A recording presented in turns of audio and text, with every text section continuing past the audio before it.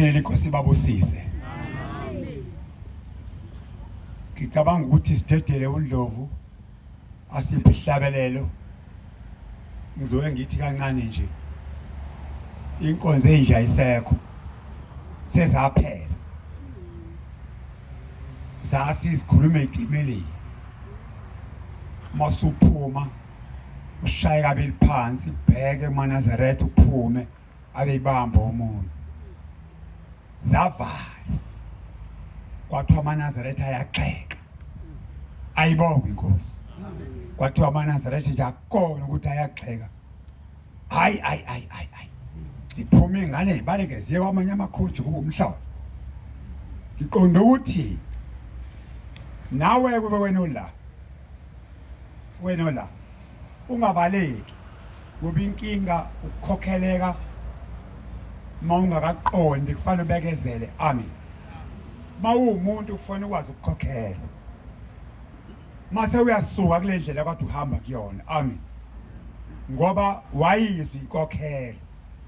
Manje inkinga ke abantu abasafuna ukukhokhela. Yabona lokudaba ingozi esiphongweni la. Yangena enye insizwa la e17 kaMnyando. Yabavela isiqhele kanje inkosi isha. Siqhamuke emlazi istimela. Yabavela isiqhele kanje. Yathi Manazaretha ngikhuluma ngami mina nje. Hayibonge inkosi. Yasithi kancane lensizwa ukwehlisa. Yathi ngikhuluma ngami ngoba nginje. Mina ngashawa insizwa angishaya ngotshwala. Wasefunda incwadi le kade ifunda umfowethu. Ukuthi vida. Yathi lensizwa aManazaretha akazokulunga namhlanje metha siye kutshwala bethu. Ithi incwadi ene ungabudli utshwala into ekahle wena yinja. Ithi fika inuki ibaleke. Ngiqonda ukuthi ayikho nje inkolo yoMnazaretha emnandi. Ayibonge inkosi. Kodwa ke imnandi kumuntu ofuna ukusuka lapha ehlezi khona. Wena ungafuni ukusuka ngeke ibhlungu. Kodwa yaphela inkonzo. Bayangishaya mina. Uyabona nje ayikho inkonzo eshaya umuntu la. Uyaluleka ufaka endleleni. Manje mosu angazi kusho ukuthi inhlanhla yami namhlanje ayibonge inkosi. Kodwa nesesiyesaba ukukhokhela ngoba hey iyuthi ithi nangu lo mfundisi owashomayela ngami ayibonge inkosi. Kumnandi ke makushumala ihlasuta ibambe ngakho. Ngoba uthi hayi no le nhlasuti le eyashomayela ngami sithi ya kanti uyabona kunenhlasuti yakubona. Bafowethu indlela ezulwini inzima kakhulu. Ngoba uthi ukhuluma ushumayela ngala uthi uyafika edrobheni athi lo muntu lo baba lo ushumayela ngabantu. Uthi uyafika ngale bathe omama hey lo ushumayela ngathi. Sithi kaze ntethelelo bafuna yonke indawo kube khona iayinjalo. Mhlale kuphriswana kunyathela. Kanti indlela ezulwini ayihamba kuthanda khona wena. Sengathi uNkulunkulu angasiphi indlebe ke ezivulekile namhlanje nombani akhokheleke. Mawungakhokhelwanga izinsiya zinga ngiyengidabukeke ngoba khona abantu abaphiwa njengoDazi nekhaba futhi asihlakanipheni. Into kaNkulunkulu mawukwayenza nje once yaqhwala la kwaqhwala nje usunecala wena uthi ayiyekwe le ndawo. Amen. Please ngiyanicela ninsizwa nishumayela kahle kakhulu kanti bazophuma apha abantu abazogcotshwa abazoshumayela ivangeli kaShembe. Phela thina siphume etimeleni akithi. Shaya inkonzo thina sigagaze isitimela sithi shonke kuphuma isitimela. Ya. Uhleli phansi wena akwenziwa lokhu lekhaya. Futhi lekhaya ihlasuthi ayishumayeli. Ifika izolo. Oh, yizwela le ntshumayelo ukuthi ifika izolo. Lalela ke yabona ehlali bazohlala ehlaleni zweni. Kufanele bahlale impela ngoba nani nenkanye ngathi shu. Ayibonge inkosi. Ya, abeze ngeke bahlale kwesami ngoba nami vele ngilikheli yona. Bafowethu umsebenzi kaShemba wande. Amen. Wabona uzwa kahle namadle ulalela. Musa uvala umsebenzi. Vale wakini kuyini kubo kwakini. Uthi namhlanje isibongo sami Mkhize wamkhizi ake sime. Ngibona abazokushana abantu bomlilo.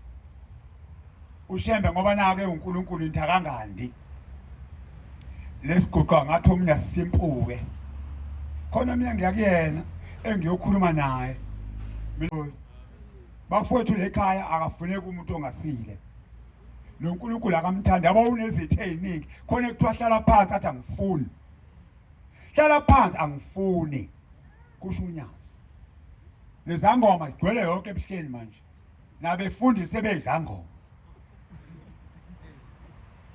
nawe ke mawushomala ngale nkonzo ezangoma obhasopha ushomela kwabanye ovele basuma baphuma bahambe okwazi ke bazokupenda kubaba ngoba bavele bakupende